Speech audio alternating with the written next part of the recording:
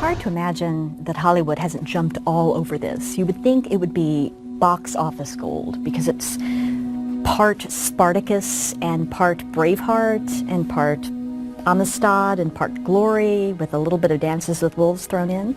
A story decades long of oppression and freedom fighting. I don't understand why there hasn't been more attention to John Horse and the Black Seminoles, but hopefully we can correct this.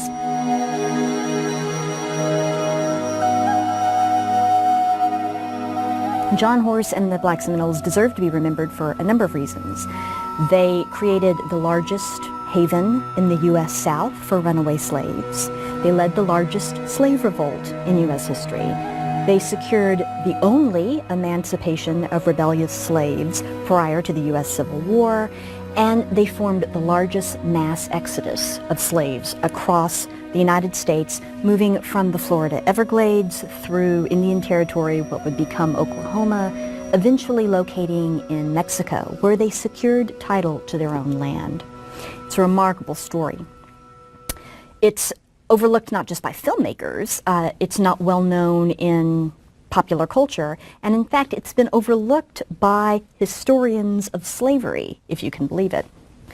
In the early 18th century, two groups in particular fled the colonial South into Spanish Florida, into the Everglades. One of these groups were Seminoles, who were migrating from the various colonies, just trying to avoid white encroachment, basically, trying to move someplace that white colonists weren't. And the other group was runaway slaves, people who were fleeing and trying to create a free life for themselves. Both were welcome in Florida. And in fact, the Spanish crown offered runaway slaves their freedom if they would defend the land for the crown, for the Spanish. So a mixed society emerged in the Everglades of intermarriage, family intermingling between these runaway slaves and the Seminoles. And in fact, the first legally sanctioned black free town in the North American continent was in the Spanish Florida Everglades.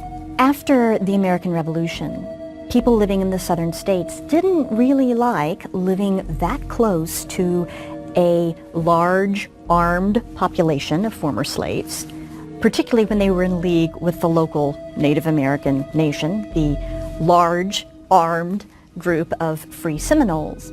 And they knew that their own slaves felt free to run away and be harbored by this group. They knew that they were welcomed. And so from George Washington's administration on, there was questions of what do we do about the problem of the Florida Everglades. In 1818, this was James Monroe's administration, General Andrew Jackson actually moved into Florida, invaded it, not authorized to do so. He was actually pursuing justice against those who'd attacked Fort Scott in Georgia, but he did it anyway. He went into Florida and claimed it for the United States. When he seized the peninsula, he took the opportunity to execute some of the people who opposed him and also to clean out some of the areas of former slaves and Seminoles because he felt that this would make it better for annexation. The United States then soon actually bought Florida from the Spanish. When Jackson became president, he decided to make sure that the black Seminole communities were moved out by force.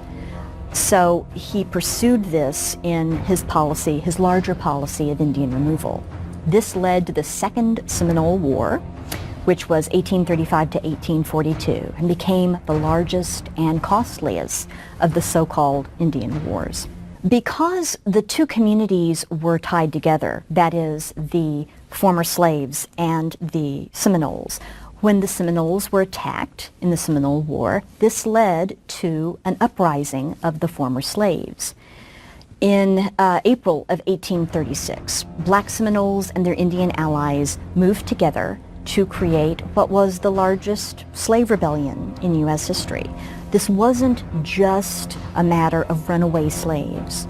More than 385 plantation slaves ran away from their masters and joined the Black Seminoles, essentially in laying waste to the Florida sugar mills, which were some of the most valuable plantations in the whole continent. One Seminole leader at the time was the leader Osceola, who is justly remembered by history. Another leader who rose up at this time was John Horse, who was ethnically a Black Seminole, and who would ultimately lead his people on a long and trying exodus for their freedom. In 1838, John Horse and the Black Seminoles agreed to stop fighting the U.S. government in exchange for moving to what was then considered to be Indian Territory, which is now today the state of Oklahoma, and for legal recognition of their freedom. So despite the fact many of them were runaway slaves, they would have the opportunity to start over again as free individuals. Once they moved from the Everglades to Indian Territory, however, they found that their freedom was under attack, both by whites and by other Native Americans. In 1848, a decade after they had made the agreement with the U.S. government, the U.S. Attorney General announced that the government never had the authority, the power to recognize their freedom. And in fact, they were still, those who had been slaves, still enslaved. This was like opening season on them, basically declaring that they were there for the picking. And so they did the only thing they could do. They fled once again. Without security in Indian Territory, Horse and his Seminole ally Coacuchi promptly went to Mexico, where slavery was already illegal and had been for a couple of decades.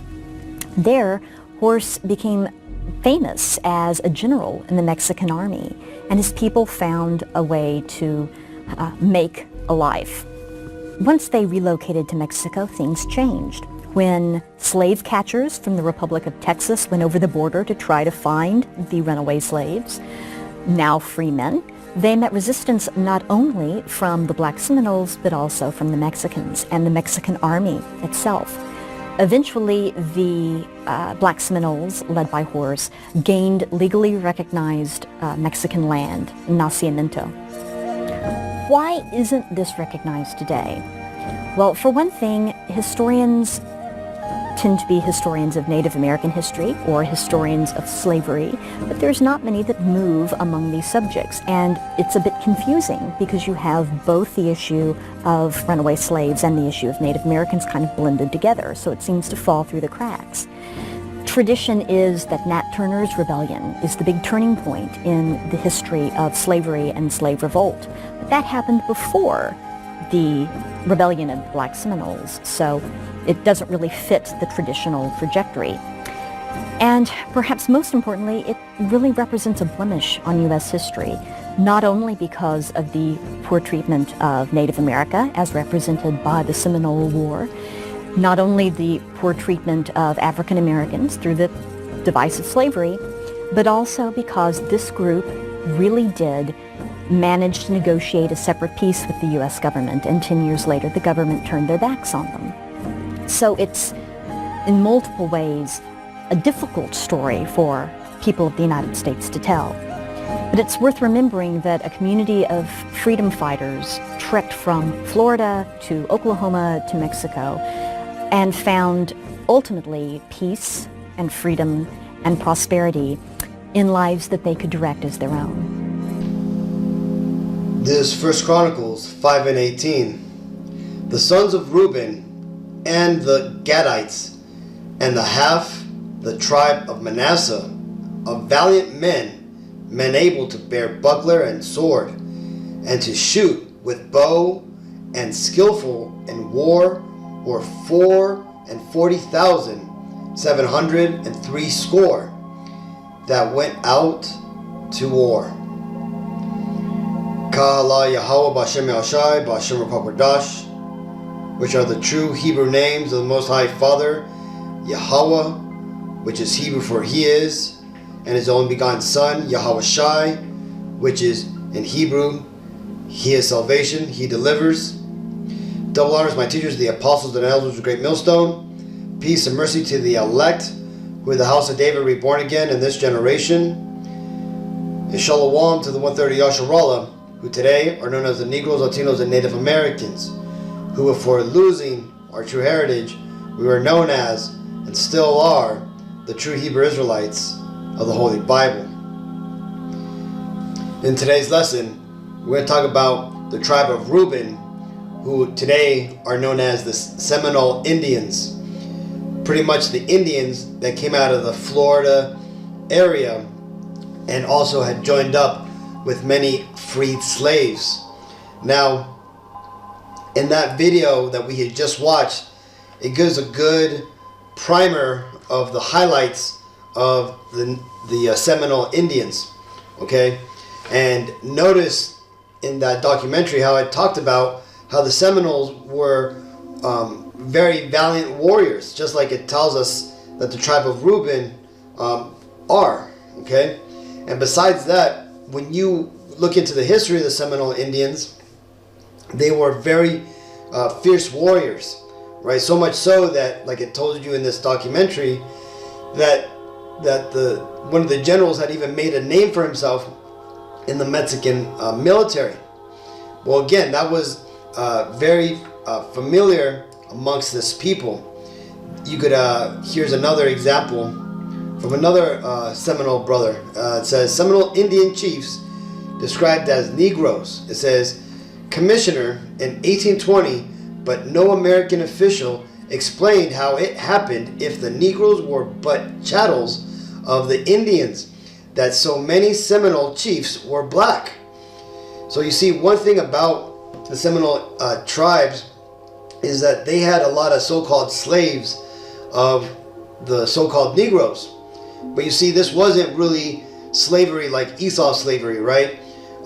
Columbus himself has even said that the slavery that he witnessed amongst the Seminoles was similar to that of the Hebrews, where basically you would bring on somebody into your household and you would, they would serve you for 7 years and then you would be let free, right? The chiefs of the Seminole Indians, they had, which we're going to read right now, they had a lot of so-called slaves, but these slaves were allowed to have guns and have their own area, their own land, their own families, and that's what it was. It wasn't slavery like Esau slavery, but it was more kind of like a helping of the strangers, right? That's commanded to us, if we were to see one of our fellow brethren who was a stranger, we were to bring him in, and basically give him work, right? But not like hard laborious work like the slavery that Esau put upon the Negro, Latinos, and Native Americans.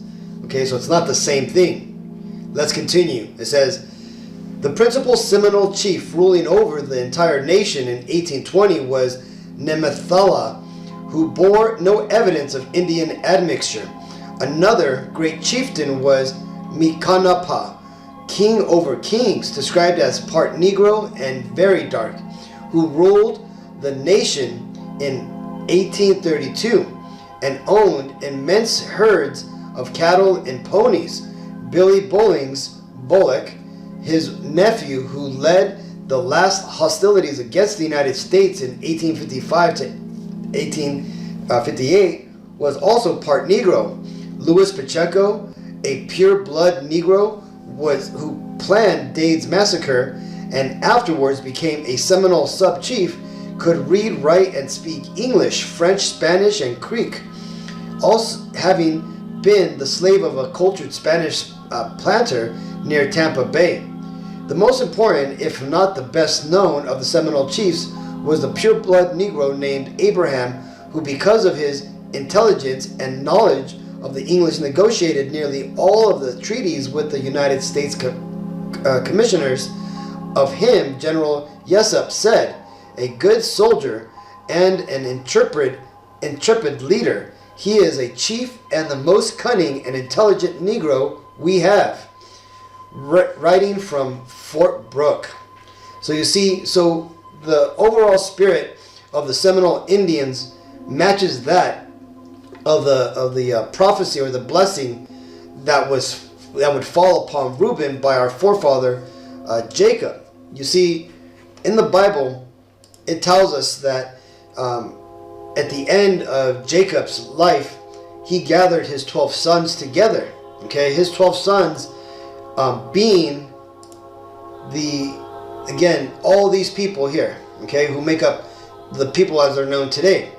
Reuben, being the firstborn of our forefather Jacob, he came from Leah, okay, and he ultimately had some issues of controversy where he went up to our forefather's bed, and he slept with Jacob's concubine, okay, and when he did that, he basically disqualified himself from leadership, right?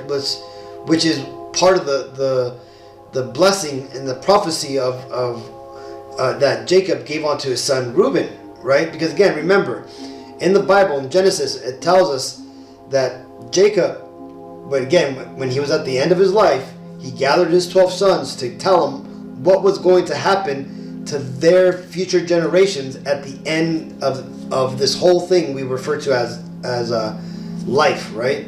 At the end of days.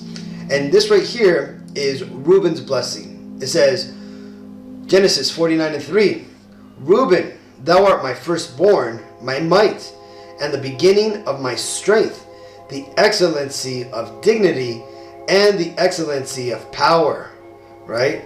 And this right here reverberates all through the documentary we just watched and also that article I just read, right? The Seminole Indians were very majestic and valiant people, fierce warriors, right? The excellency of dignity, as you could say, right? The excellency of power, right? These were the only Native American tribes that were not conquered by Esau, okay? So, continuing, and it says, verse 4, unstable as water, thou shalt not excel, because thou wentest up to thy father's bed. Then defilest thou it. He went up to my couch. And you see, that's what I was talking about. So this is the reason why we don't hear much about Reuben when it comes to leadership in the nation throughout the Old Testament. But that's because, everybody had his role to play. And this ultimately was Reuben's role. Now, that being said, what ultimately ended up happening to Reuben? Well, it was the same fate that fell upon the northern kingdom. Because again, when the northern kingdom separated after the death of King Solomon, Reuben was part of the northern kingdom. The northern kingdom today would be referred to as the Latinos and the Native Americans. Well, to the Bible timeline so we can understand what happened is during the time that the northern kingdom separated from southern kingdom, the northern kingdom, for the most part, we went off, and all of our kings that we had created, none of them were righteous. None of them followed the Lord. In fact, they would go off and worship the other gods of these other nations, and they got to the point to where in 722 BC, the Lord said, "That's enough of us," and He basically brought the Assyrians against us. Right? You could hear about the story of Judith, which it's speculated that it happened at 735 BC, which is basically, close to 10 years before the Assyrians would try again to come and conquer us. But they eventually did, and they ultimately destroyed our people. They took us out of the land of northern Israel, and they scattered us amongst their land there in Assyria. And you hear about stories where, for example, Argentinian, right, of the tribe of Naphtali, Tobit and his family, they were there in what we refer to as Iran, right, Ecbatana and that area, right. And there's other stories, or there's other events that take place that show the Israelites in that area. For example, the fall of Nineveh.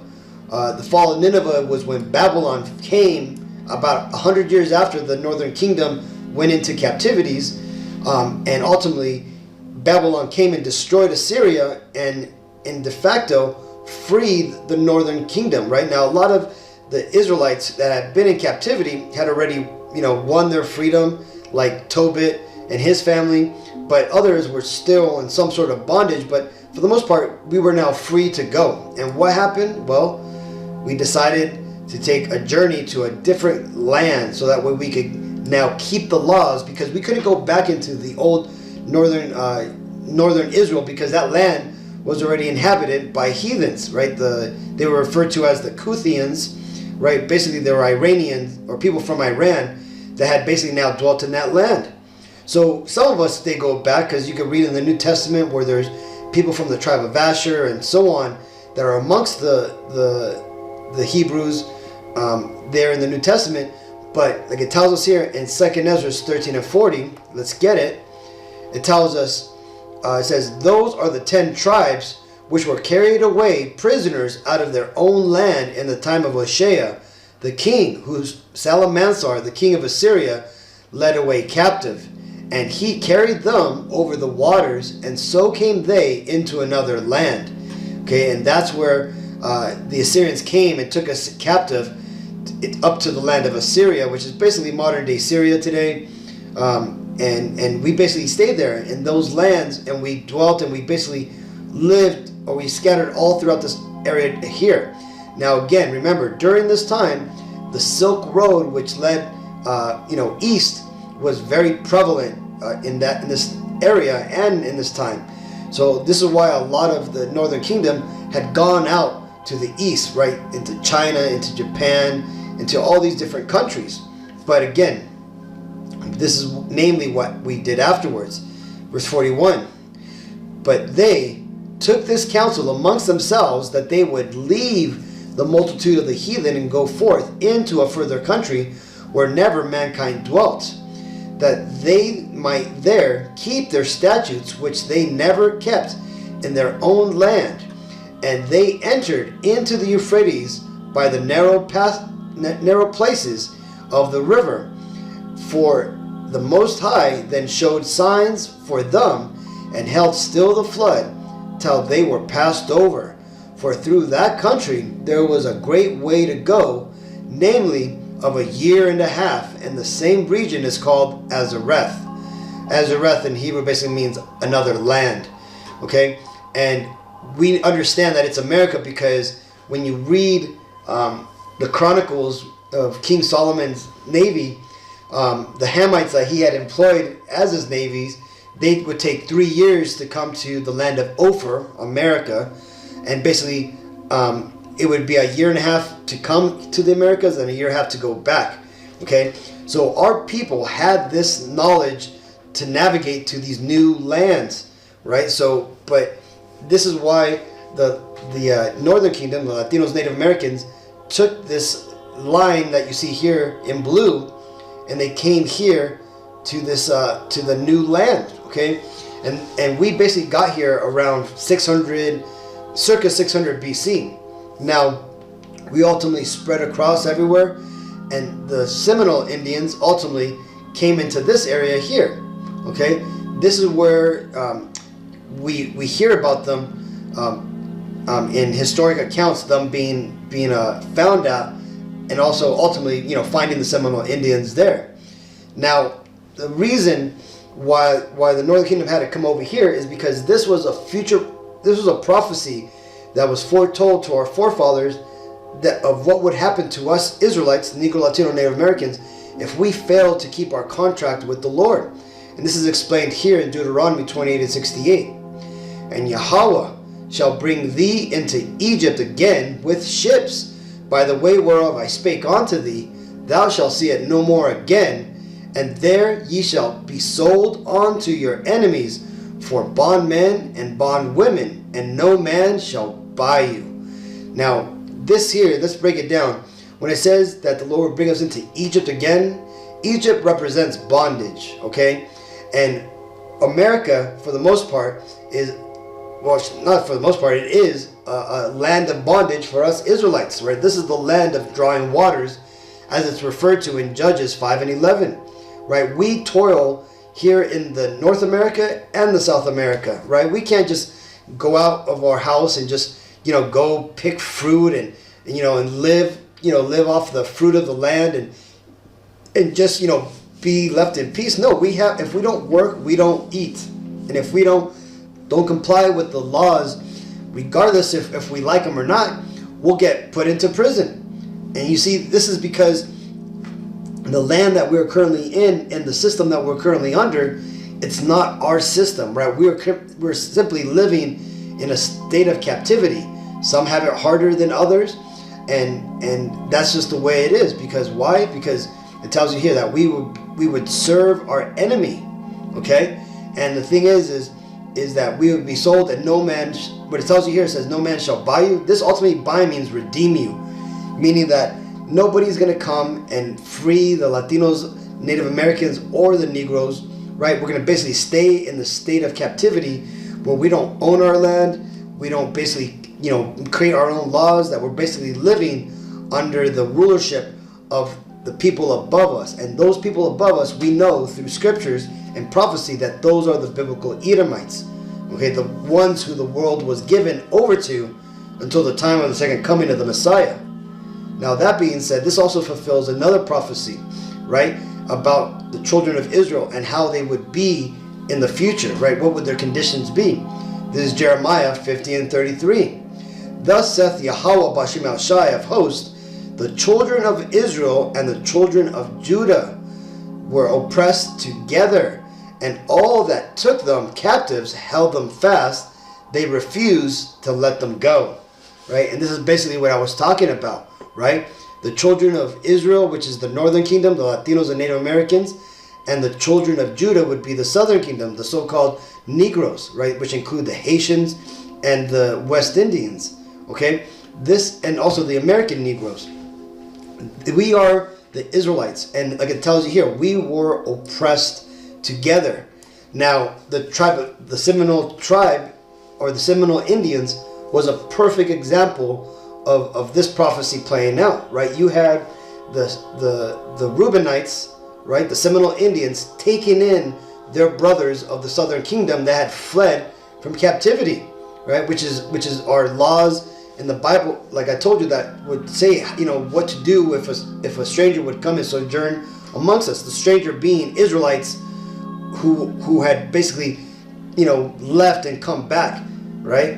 Now, that being said, these two nations were gathered together under the tents of Reuben, and they were oppressed together, right?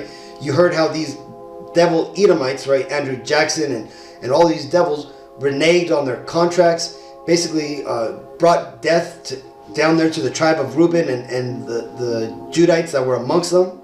See, this is all biblical prophecy, and this is proof that these people are the Israelites.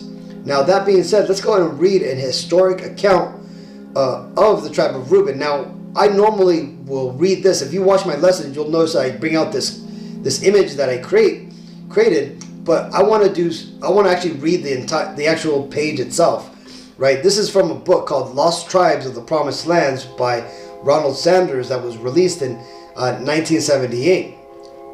Now, it tells you a little bit. Let's read a little bit about Ronald Sanders. It says, celebrated historian and cultural critic Ronald Sanders offers a compelling and ideology-shattering history of racial prejudice and myths as shaped by political, religious, and economic forces from the 14th century to the present day.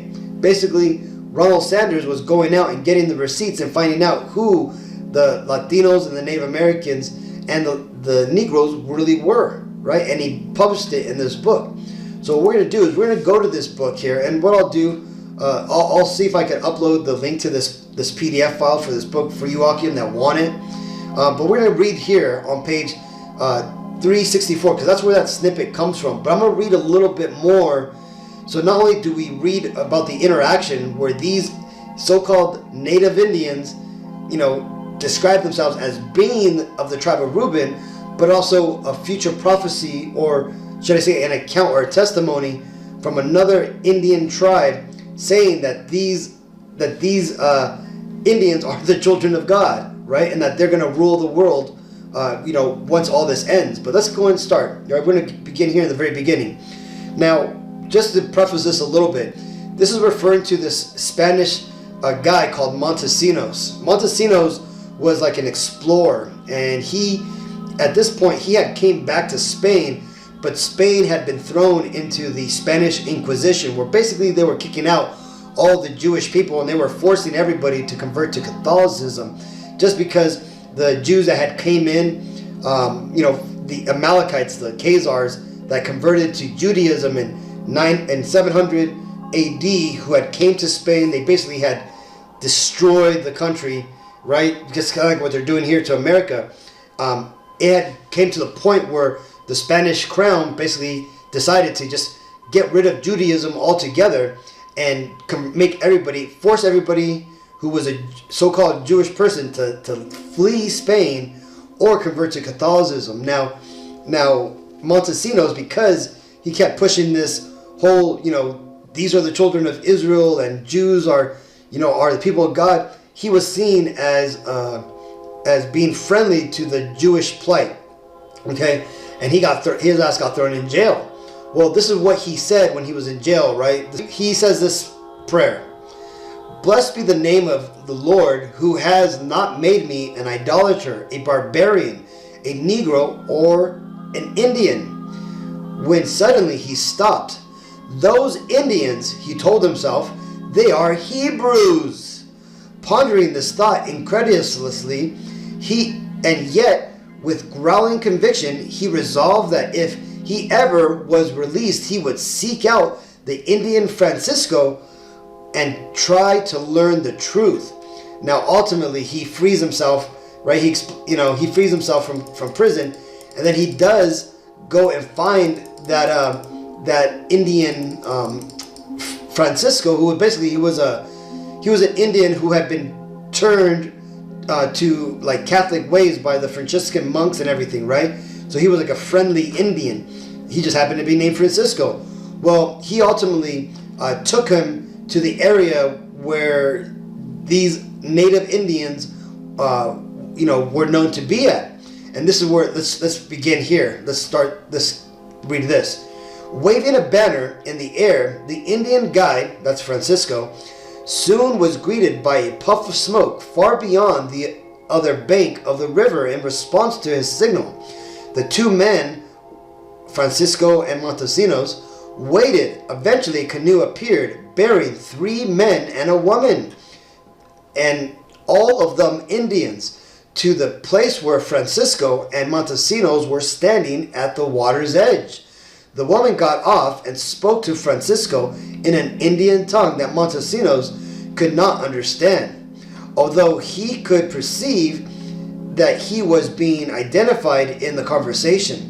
She then turned to her male companions and explained the situation. Upon hearing her words, they rose, went over to Montesinos, and to his utter astonishment said, "Shemai Yasharal, Adonai Eloheinu, Adonai Echad," right? And really what they would have said, Shemai Yasharal, Yahweh Elohayanawa, Yahweh Echad, which is in Hebrew, "Hear, O Israel, the Lord our God, the Lord is one." They had recited in Hebrew the fundamental credo of the Israelites, not Judaism. Remember, Judaism is the man-made religion which Amalek, the so-called Khazarians, created, right? A brief conversation then ensued in their common ancestral tongue, according to Montesinos, whose fluency in it is almost as perplexing to the reader of his narrative as is that of his 3 mysterious new companions. They told him that they were themselves of the tribe of Reuben. You see that, Akim? The tribe of Reuben. The tribe of Reuben are the Seminole Indians, which Montesinos and his Indian companion Francisco had ran into. Okay? And what did they say? "And the tribe of Joseph lived on an island nearby. The day when they were at last to issue forth into the world was coming soon," they explained. Basically, the day when they were going to take over was soon coming. So these Reubenites understood the prophecies. They still knew that they were going to be the rulers of the world. Just like us Israelites, we're learning this fact again, right? They knew it back then, but they didn't. But they knew that it wasn't that time yet. Okay, that's what this is talking about. It says they explained, but in the meantime, they could not allow visitors to cross over to them. They were willing to make an exception in the near future. However, on account of their need for education, for though they spoke Hebrew, they could not read or write it. You see that? So at this point, the Lord was already starting to fulfill Jeremiah 17:4, where he was going to take away our heritage from us. Okay? And he did that little by little. By this time, there was many wars amongst all the native tribes, and we had basically just slaughtered each other. And in those major wars, a lot of knowledge and history was lost, right? And to only some of our people would hold on to it, and eventually it would be completely lost, or lost to a point where it would no longer be a common knowledge amongst our people, but it was still held in testimonies like this, right? Continuing. Would Montesino send them 12 bearded men to be their teachers? He said he would. The 4 strangers returned to their canoe, paddled back across the river, and disappeared from view. Francisco told Montesinos all he knew about these people from his own traditions. His ancestors, which again, they also were other Israelites, he more likely was a Gadite, okay? He says, his ancestors, to their eternal shame, had indeed made war on them and persecuted them. Only the sorcerers of his tribe, right, basically the witch doctors, the people who were familiar with spirits of his tribe, had perceived that they were a special people and had given warning that they should be left alone. The God of these children of Israel is the true God, they had said, and everything inscribed on their tablets is true. At the end of days, they will be the lords of all the nations of the earth. One nation will come bringing many things to this land, and after, and what was that nation? That's talking about, I'm guessing that's talking about Esau, right? Because Esau brought a lot of things to this land, including the southern kingdom and all the plunders from wars and slavery. It says, bringing many things to this land, and after we have all been provided for, these children of Israel will go forth from where they now are and reign over the whole earth as they once did. With this final flourish, Montesino had turned his tale of the lost tribes into a bit of propaganda for the Dutch conquest of Brazil at the same time. So there you go, Akim. You see, so that right there shows you the historic accounts of the Seminole Indians and how they knew at this time when they were being visited by the Spanish explorers that they were of the tribe of Reuben, which are the tribe of Israel, and that also the other tribes, in this case more than likely the tribe of Gad, understood. Well, at least their witch doctors, right, their sorcerers, as they call them, knew that they were, what the future prophecy was. But you could see at that time, we had lost our way. We had already started to fight amongst ourselves, and basically we had forgotten who we were. This is Ezekiel 37 and 19. Say unto them, thus saith Yahweh B'Shem Yahshai power, behold, I will take the stick of Joseph, which is in the hand of Ephraim, and the tribes of Israel, his fellows, and put them with him, even with the stick of Judah, and make them one stick, and they shall be one in my hand. And this right here is talking about when the Lord would bring us Latinos, Native Americans, and Negroes together, back as one nation like we were before, the nation of Israel. And that's what's happening now. That's why lessons like this are being made, so we could remember ourselves and come back to our lost heritage, right? And the Lord, like it told us here, that, what did it say? That these people would come together and they would rule over the earth. and it says that the children of Israel will go forth from where they are now and reign over the whole earth. That's going to happen because of this. The Lord is bringing us together so that way we can now receive the promise of our forefathers and be the new rulers of the world. Now that the Lord has cultivated us, He has brought us to an understanding, and He has refined us. This is Hosea 1:10.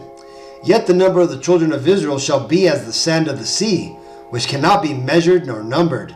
And it shall come to pass that in the place where it was said unto them, Ye are not my people, there it shall be said unto them, Ye are the sons of the living God. And that's what's happening right now, literally in this video and many other videos, that starting with the apostles and the elders and all the other brothers and all you Akim out there who go on comment boards and let our people know that we are the Israelites. This is that prophecy, right? We are learning who we are, and we're starting to stand upon our feet. But it's only those who get the true knowledge of the scriptures, who have followed the apostles, follow the scriptures, that are getting the breath of life put into them, and hence we're the ones who are actually really waking up.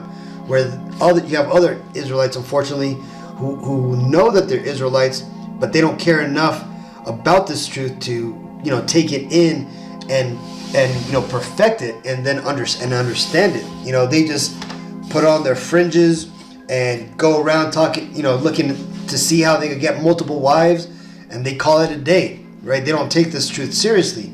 But again, remember, I was reading the book of Numbers the other day. Remember, those that are saved out of the destruction here in America and around the world, we still got to be taken to the wilderness. And in the wilderness, the Lord's going to purge out the rebels. Okay, so, consider that, Akim. So, either way, let's read this. Daniel 12:10. Many shall be purified and made white and tried, but the wicked shall do wickedly, and none of the wicked shall understand, but the wise shall understand. Hopefully this video was edifying, Akim. Hopefully I was able to break down about the Seminole Indians and how they are the tribe of Reuben, one of the 12 tribes of Israel, and that they are the biblical Israelites. So now next time, let's give all honor and glory and praises to Yahweh B'Hashem Yahshai B'Hashem Ruach HaKodesh. Shalom.